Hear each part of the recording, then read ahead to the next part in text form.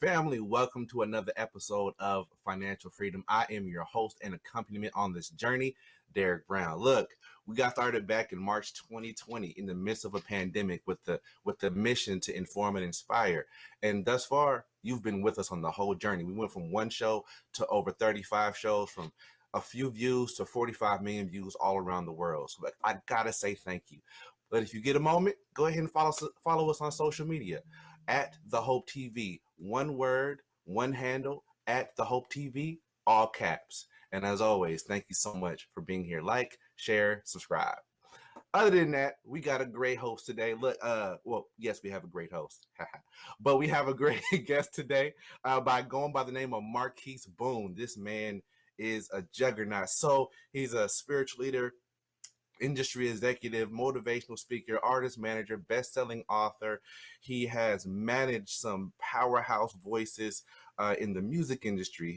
His business, called Marquise Boone Enterprises, which operates in the cross-section of entertainment, publishing, management, ministry, and financial education, recently just signed with RCA Sony to release new talent jointly. So he's finding that good talent out there.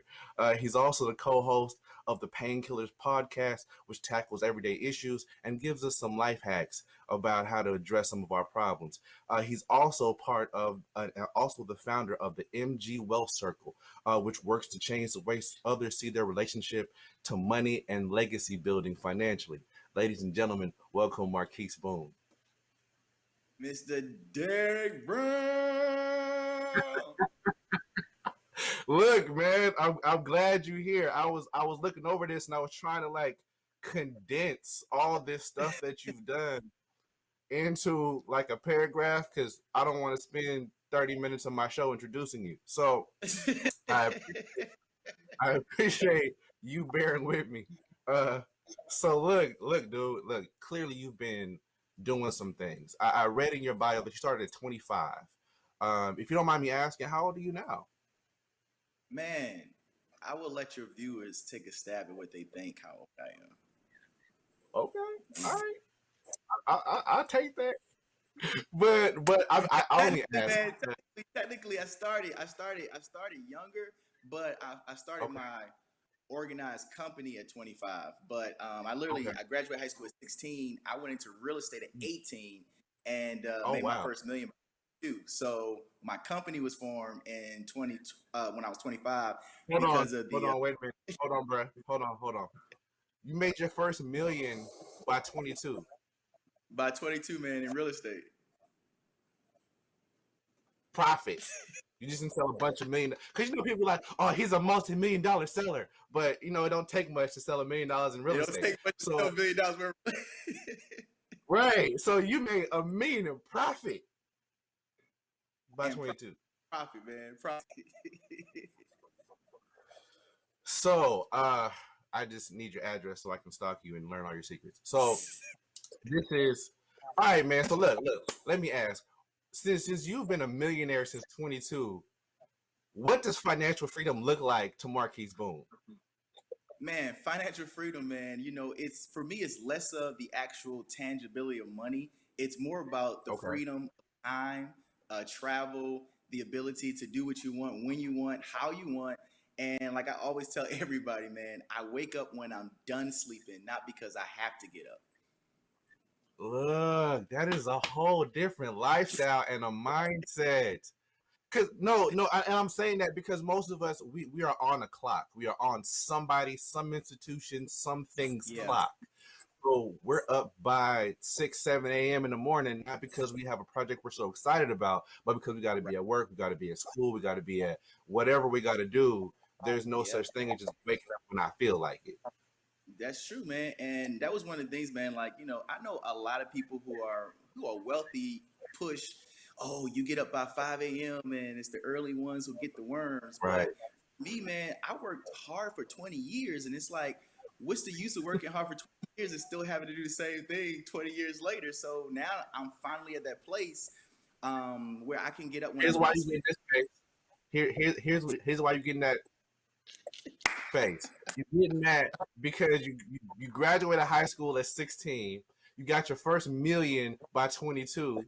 You ain't work hard for no 20 years. You weren't working for 20 years. So, wait, hold on. Wait a minute now. So I'm giving no, seriously. Okay, so I'm not Marquise Boone.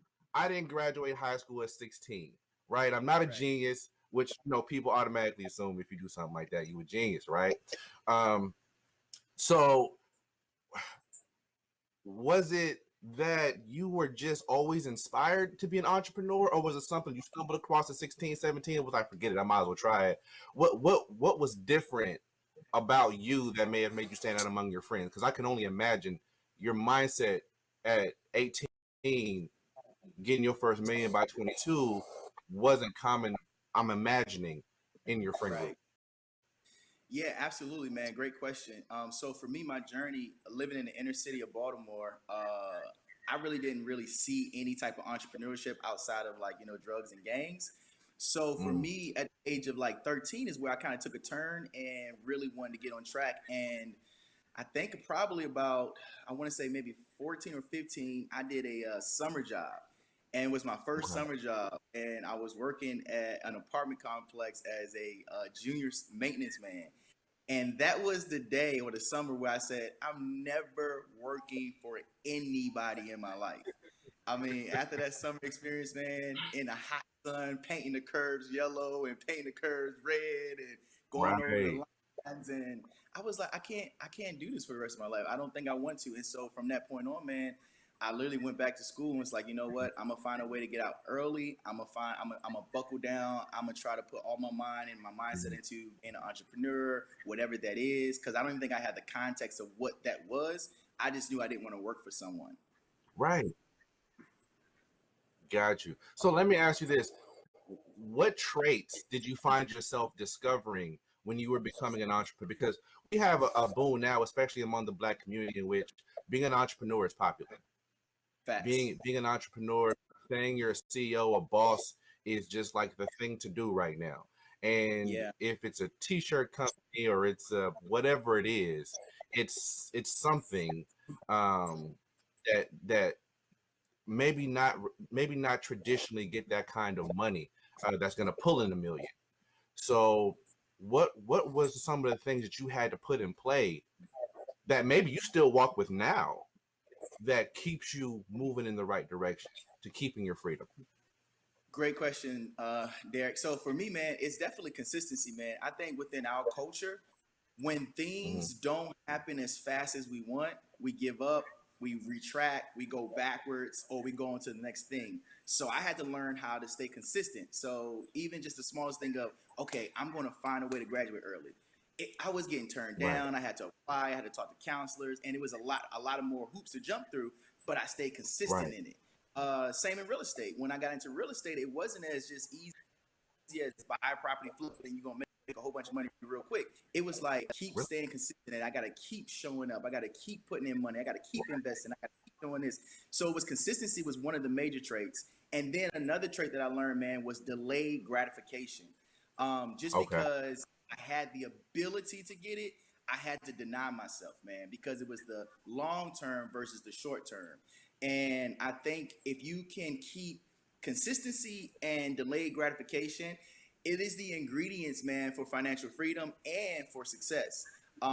If you can learn how to deny yourself for a portion of time and keep the forefront of the focus and the vision on the forefront of your mind, anything is possible, man. I always know who's going to be successful based on how long they can stay consistent and how long they can deny themselves. That's I think you mentioned something that's very important right there. You said for a designated portion of time, can I delay my own gratification? And I think Facts. that if I'm correct, it sounds like, hey, you need to put a date on this. Like, Yeah. this is going to happen for this amount of time. And then when I get to that point, I'm going to reassess if I have to keep going that way and for how long. Yeah, that's exactly how it is, man. I always challenge people: don't get so caught up in the future that you miss the present. So in my Right, present, I keep dates and I keep deadlines and I keep target dates that I want to kind of get to, but I don't live so right. much in the future that I ignore my present. But you definitely want to have goals. You want to have timelines. You want to have deadlines. You don't want to just shoot in the dark. You don't want to just get up and just Gotcha. wing it. You really want to have some type of strategic structure. Like I knew, hey, I want to graduate in 2.5 years. So you want to have that type of system going on as an entrepreneur. Being an Mhm. entrepreneur is not the absence of structure; it's the ability to structure yourself. Mm. The ability to structure yourself. So let me ask you that under this time frame, in that kind of discussion of structuring yourself, what is the difference between someone like you who has this amazing ability to discipline and structure yourself as far as your idea of time management versus Mm-hmm. those who say who do not have that thought process, because you lead a group, so I'm guessing you've hit some of these questions before. What does time management look like or feel like for Marquise Boone, juxtaposed to somebody who's just maybe working a 9 to 5, or like me, like I'm a glutton for working more than one job because I just need something in the moment. But what does time management look like for you, who can just get up when he feels like getting up? Yeah. So great question again, Derek. So for example, most people when they look at someone that has what they would call arrived, they only see them in the present. So they don't see the Right. 4 years. So I wasn't always like, oh, I just get up when I'm done. So I always had this thing when it came to my time management. It wasn't always about, oh, this is what I'm going to do the first hour of the day. This is what I'm going to do the second hour of the day. This is what I'm going to do the third hour of the day. My time management looks more like themed. And what I mean by themed is on Mondays, this is what I do. If it does not fall within this category or this type of work or this type of stuff, I'm not even doing it. Tuesdays is this type of thing. For example, I'll give you an example. On Mondays, when I was not in this space, but I was more so grinding harder and getting up in the morning and all that kind of stuff. Mondays and Wednesdays were my only 2 days that I would do meetings. So if somebody wanted to meet with me, if I needed to have a conference call, if I needed to do counseling, if I needed to do, some type of business meeting, those were Mondays and Wednesdays. If it was not on a Monday and Wednesday, I was not meeting with anyone. Tuesdays and Thursdays were more like my study days for like church, for preaching, for motivational speaking, things of that nature. Like those were my theme days. Saturday became my day. It's whatever I wanted to do on a Saturday. That was just my day. And so my time management came down to themes. It came down to themes, not necessarily this is what I do the first hour, the second hour, the third hour, the fourth hour. Mine was I'm going to manage my time on Monday based on these type of categories. And if it falls within that category, that's what I'm going to manage myself with. And then you want to also put in there, stuff like, time for yourself and relaxation and meditation and all that kind of stuff to keep you really sharp. So for the person who may not be as structured as me, you want to have accountability. Having someone close to you that are strong in areas that you're weak in. So if you're weak with time management, then you want to have a very strong an assistant or some type of partner that can structure or help structure your day or structure your weeks, structure your day.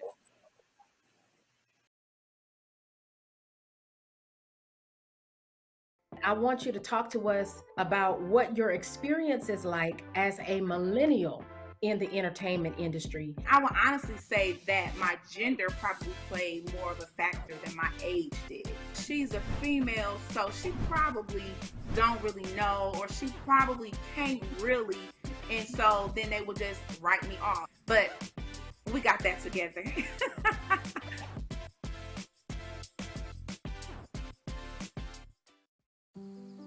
Hey, Dad.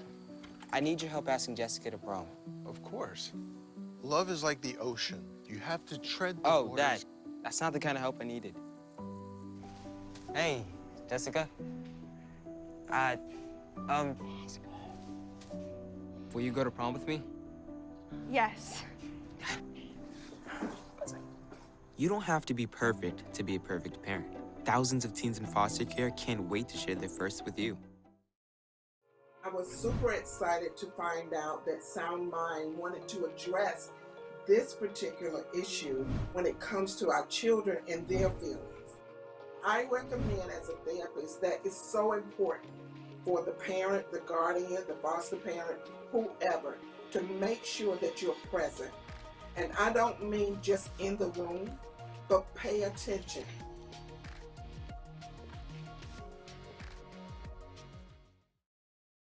So let me ask you this, even within those terms of time management, right? When it comes to the ability to theme your days, how do you know when an opportunity comes or some type of event comes that, because I ask this because you have a very multifaceted business structure, like you do a lot. Yeah. So how do you know when an opportunity comes that's too much to put on your plate? Or when something else presents itself and says, "Hey, look at me, this is good," but you have to say, "Nah, ain't it? I can't pick that up right now." You handle so much. Like when do you say, I can't do this? Yeah, I always use the example of a candy jar. So a candy jar sits what we call an infrastructure. And you'll walk into your dentist's office or your doctor's office, and every time you go to that counter, they have that candy jar. And that candy jar is big enough only to hold a certain amount of pieces of candy.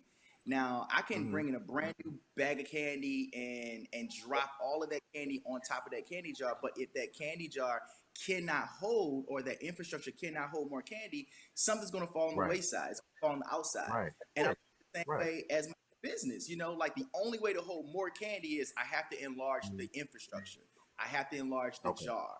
So I always gauge new ventures or opportunities based on having a very, very hand on how big is my infrastructure, how big is my staff, how big are the projects we have going on right now.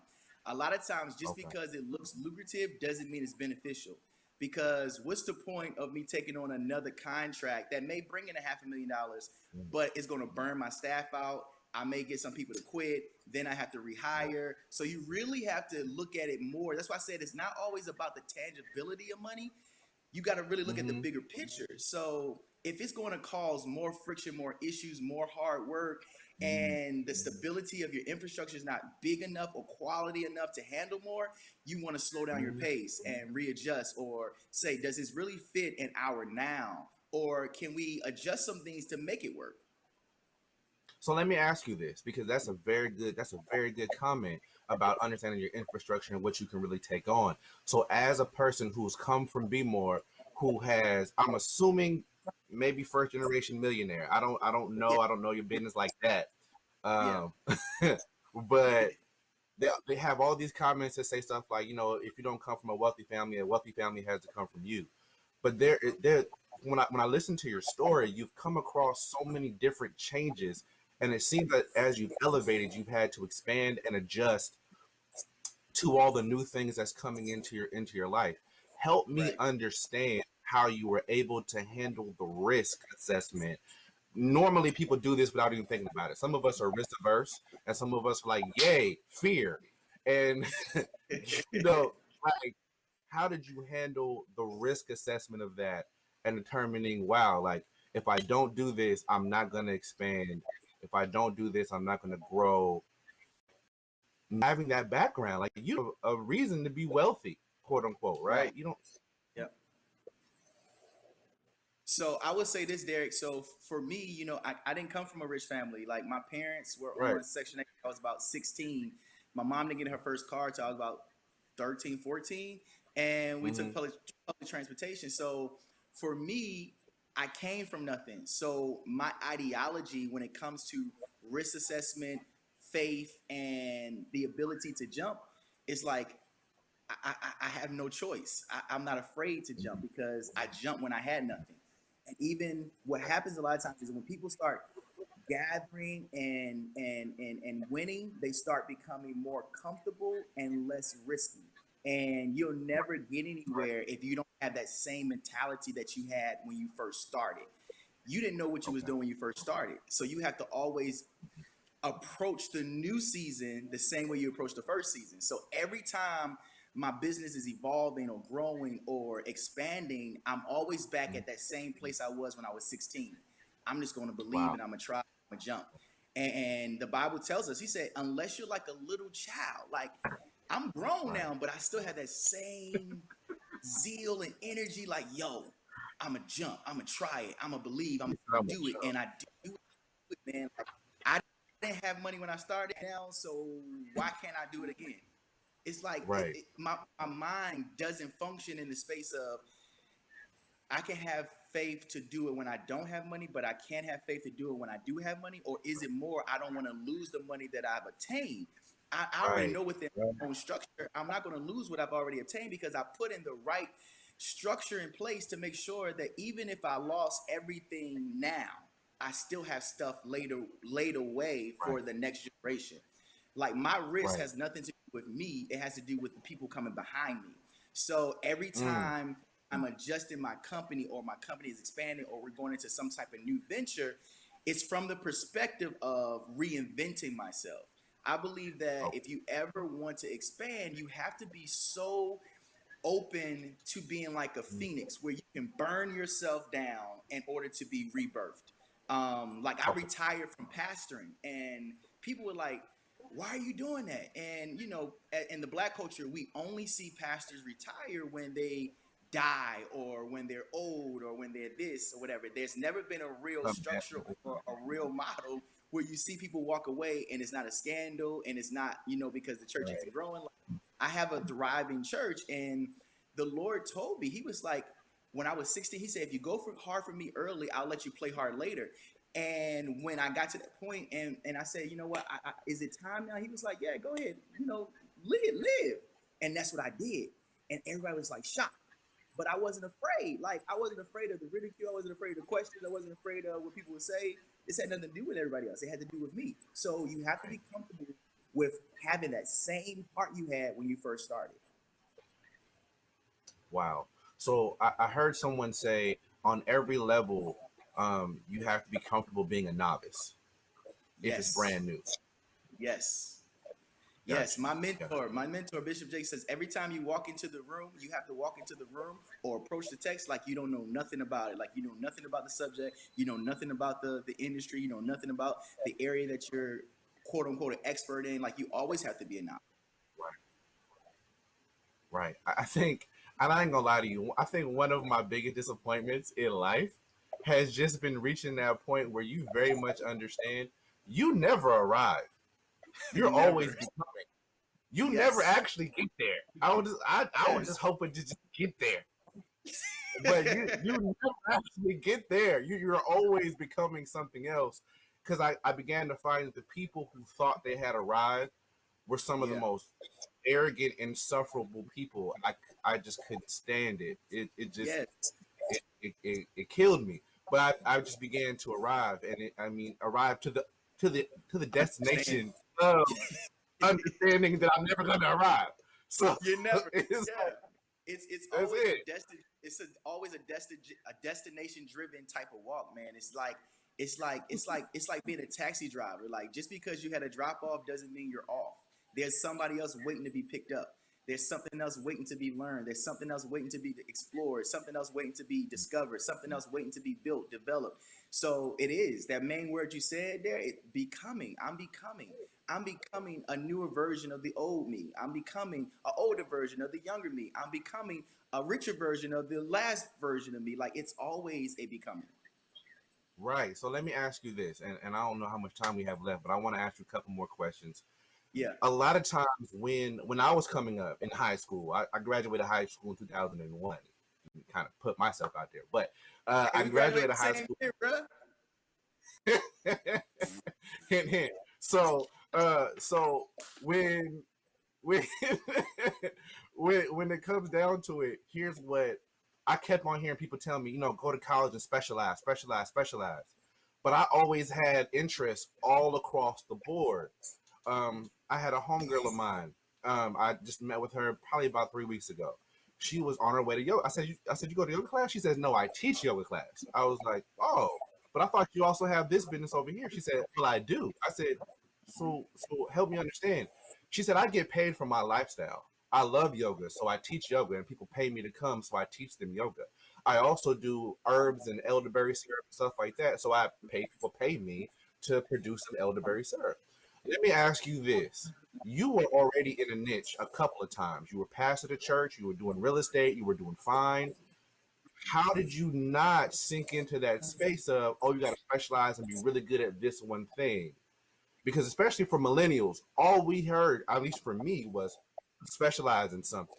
And to be multifaceted was to mean that we didn't have any focus. How did you deal with that question a lot of what do you want to do with your life? So by nature, man, I'm a rebel. Like, that's just who I am. I am a nature, I am a natural rebel. So whenever a person wants to box me into, you can only do this. I grew up in an apostolic type of, movement where you couldn't do this, you couldn't do that, you couldn't do that, you couldn't do that. And so naturally, it was always me pushing the envelope. No, you can't box me in. You can't box me in. So whenever I heard people say, hey, what do you want to be? And at the time, I wanted to be an architect. Like, I wanted to draw and build houses.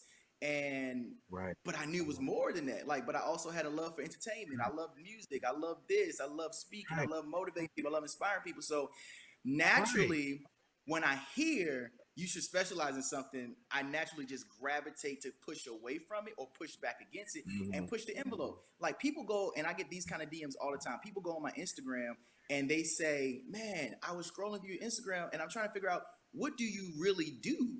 And I'm like, I do whatever I want to do. Because a lot of times we feel like, oh, when you go to somebody's page, whatever they specialize in is what you see on their page.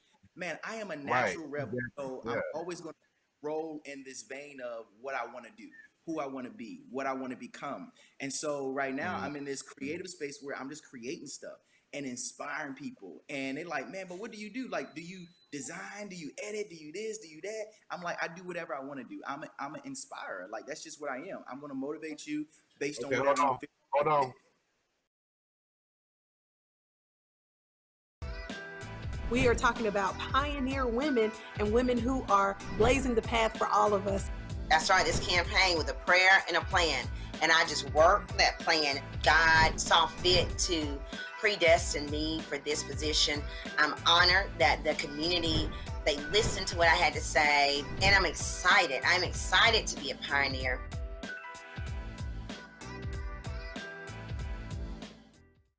When I was in foster care, I never knew when I would have to move, so I always had my suitcase ready to go. Then one day, I was adopted. My new parents opened their hearts and home to me. My parents cook my favorite breakfast for me every morning. My parents take me on trips I never thought I would go on. They gave me a home and an even better reason to use that suitcase. My parents aren't perfect, but they're perfect for me. Like you said, a lot of people think that you just wake up and say, oh, this is what I'm going to be and this is what I am, and that everything happens overnight, and that is absolutely untrue. You have a few friends who's in jail right now?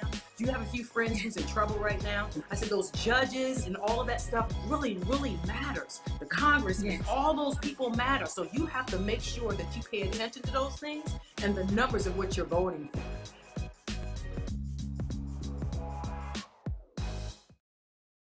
Hold on, Marquise, because you're making this sound too simple. You're making this sound too simple. Did you? Because, and the reason why I say that is because everybody, I think, and you correct me because I'm going to push back against you a little bit. Is it that you had this multifaceted brand from the jump, or did you grow into this place where you could have a multifaceted brand? Because it's because it sounds like you definitely had some sort of grounding first. And then you said, okay, now that I have this, I'm going to go launch out and do a few different things. Help me understand. Yeah, so faith was my grounding, man. That was the foundation. And upon that, I started to build real estate. Real estate gave me the resources to have fun and explore and invest and do everything else. So that was the stake and the foundation. Once you find that thing that supplies and supports your dreams, your hobbies, your desires, then that gives you the freedom to do whatever you want. And that's why. So this is the financial vehicle that you had on your IG page, the Wealth Circle page. Yes. All right. Yes. Okay. Yes. So having a financial vehicle is very important. If I'm hearing It's very right. important. So money is not an object to me. Money is a vehicle. So what is the thing that gives me the freedom to get in that vehicle and do whatever I want? And for me, it was real estate. Real estate is what gave me the money to dump into. Like, I didn't go into music or entertainment because I had a degree. I went into it because I had the money. So I was able to compete with major labels, with radio budgets and marketing budgets, because I was dumping tons of money into these new artists. Right. So they looked at me crazy because they like, this is a disruptor coming into our industry who has no history in it. Right. So right. yeah, so we make it difficult. It really can be less complex and easy if we just have the desire, the vision, and the dream. The resources can come that gives you. Wait a minute, that was one? Good Lord, you ain't playing out here. That was one. He said the desire, vision, and the dream. That's one. That's one.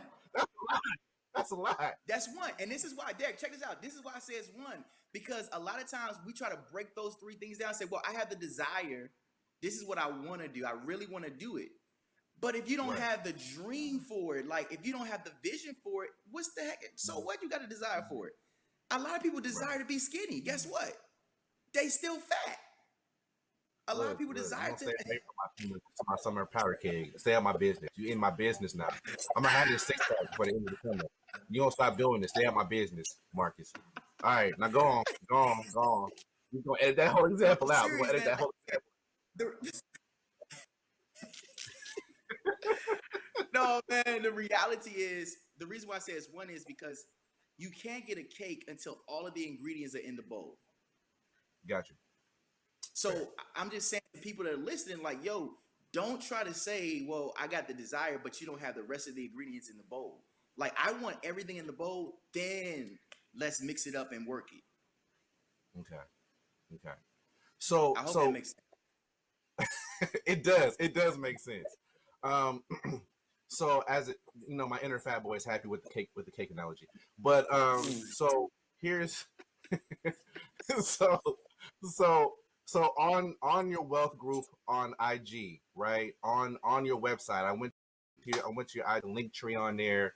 You got I think I forgot the name of the subscription that you have for these different things. What are we learning on these things that are going to help kind of change our mindset when it comes to it? Because I find that one thing that kind of hit me, and even looking at my credit and credit report, was that our credit report is looked at like it's our relationship with money. One thing that I remember getting from you in your bio is that you modify people's relationship with money and legacy building. Yes. My name is Derek Brown, and I want to produce wealth and pass something down to my children. Yeah. What am I going to get from these services you're offering me online via IG, all the links, and help me do that? Yeah, great, man. So you're going to get real practical hands-on stuff that's been tested and tried by me. So I'm not going to teach you anything that I haven't already applied to my life and done. So a lot of the hacks that I teach in my wealth circle is stuff that I literally done. Like, I'm going to teach you literally like hands-on hacks on how to literally take your credit score up, by small things that nobody, and I can drop a little few things here if we got time, but like small things that nobody really explore, everybody say, well, credit cards at a certain percentage and all that kind of stuff, but nobody tells you, hey, I want you to charge up everything you can that month and then pay it all off by the end of the month and do that 3 months in a row. And then what you're going to do is you're going to apply for a credit line increase, because now you've already started the metrics of showing them that you know how to pay off what you charge. Even if you can't afford that, but you're doing to discipline yourself for those 3 months, because my whole job is to get a higher credit line of credit, because it's going to also give you a bigger ratio when it comes to debt to credit ratio. So small hacks like that, you're going to learn about insurance and how to make life insurance your foundational wealth, where you can use it as your own personal bank. And instead of going to the bank to borrow money, you're actually using your own financial situation as your life insurance to borrow against yourself. Like, you're gonna learn real hands-on stuff that I have actually participated in and used for myself. And this is how I built my financial freedom. Like, right now, and, I'll post every now and then, what my credit score is and all 3 bureaus. Like, I have an 832 right now. Like, I'm trying to get that perfect. And I'm showing people how to do it. I'm giving them little skills and insights, and I give them first dibs to, great opportunities to invest in startup companies that are going somewhere, like Uber and Spotify and all these other things that most people don't know about until after they are big companies. So you're going to learn a lot of hand stuff and real hacks. So what you saying is, Derek, come on and join so I can save you. I'm all for that. Derek, you could be my guinea pig, man. You got influence over a certain group of people, and sometimes it makes it easier when they see their influencer start. And then once they see it work for you, guess what? They now believe it and they start to do it the same thing you do. So you could be my guinea pig, man. I can show you. Give me 90 days. 90 days. 90 days.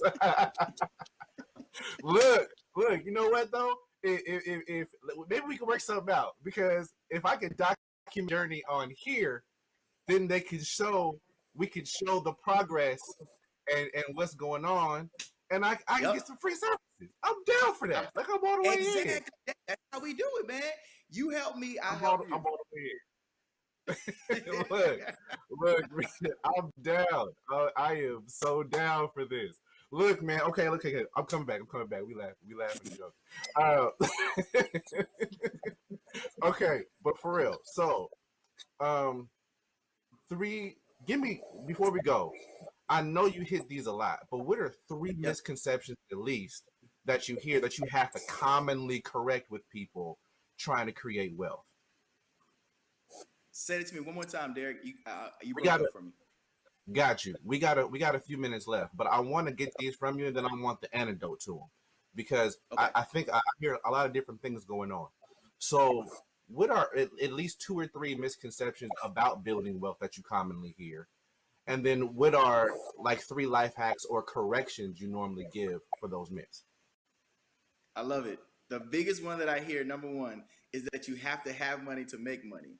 Like, I hear that one all the time. Like, like, if you didn't come from a wealthy family, or if you didn't have money to start, then you can't start. And that is not true. So the hack to that is this. I'm a living example. I didn't come from a family that had money. We were on food stamps and stuff. I had to figure out how I was going to pay for my first semester in college. So the hack to that is, my aunt gave me one of the most beautiful gifts, and that was credit. She added me as an authorized user to all of her credit cards when I was 18 years old. And so I didn't know what credit was, but by her adding me as an authorized user, all of those positive years that she had on her credit then reported to my credit. So at 18, I had a 752 credit score. Didn't know what that meant. So that's one hack. That you don't have to necessarily give your child money. You could give them good credit instead of giving them bad credit. We got a lot of people in our culture that use their kids' credit. By the time they turn 18, they got bad credit. They got collections from gas companies and electric companies, and they never even opened them up. It was their parents that did that. So the opposite is just give them credit. Give them good credit. You can start there. The second thing that I always hear is that no one gives me a chance. No one gives me a chance. No one gives me a chance. No one gives me a chance. It's not about the chance. First of all, the hack to that is this. You have to be so hungry that you do your own research. There's no reason why you don't research. Like, I took years of researching. I was searching. I was asking the questions. I was trying to find the right people, the right connection. When I first started in real estate, I was a field agent, but I was like so hungry that I was connecting to the owners of the company and going to closings with them and asking them and being inquisitive or whatever. So it's not about having someone give you a chance. It's about seizing that chance, finding the information, building your own stage, your own platform, instead of waiting for someone to open up a door for you. Kick the door down. Build your own door. Walk through it yourself. And then the third Go ahead. And then the third thing that I would say is this, is that I don't make enough in order to become financially free. And that is another lie. And I believe that the hack to that is really essentially stop trying to live for external people and live like nobody now. The reason why so many of us say we don't have it is because we looking for a windfall. I have a lot of people who will say to me, hey man, I'm gonna join your circle soon when I get my next big windfall, or when I get my next big check, or when I get my tax return. They're looking for this real big amount of money to come, and don't understand that if they don't discipline and change their actions now with a little, when the big windfall comes, it's only going to magnify how they operate with that paycheck. You get what I'm saying? Right. So if they don't know how to budget the $1,000 a week, they're not going to know how to budget the $10,000 check that comes. So I tell people all the time, it's not about the windfall. It's about now disciplining yourself, putting yourself on a budget, not eating out, not doing this, saying no to that or whatever in order to save to fund the thing that you want to do. Or you may have to get a second job for a certain season that will fund the job or the business or the thing that you really want to do. Yo, that was a lot. So thank you for that. Mr. Marquis, where can we find you at on social media? You can find me on all platforms, Twitter, Instagram, Boone M. That's BOONEM. And you can check out my website. It's marquisboone.com, or you can go to my Wealth Circle. It's MG Wealth Circle on Instagram. All right. Yes. Yo, come on now. I've already joined myself, so I'll be seeing you soon. Ladies and gentlemen, this has been Marquise Boone, entrepreneur, millionaire man from B-More. Came up out of nothing. Now he got it. My man pulled it out the mud. Anyway, so thank you so much for joining us. I so appreciate you, man. Thank you for being here. I know time is valuable, even though you can when you want. Thank you for being here. Thank you, man. We appreciate it. For sure.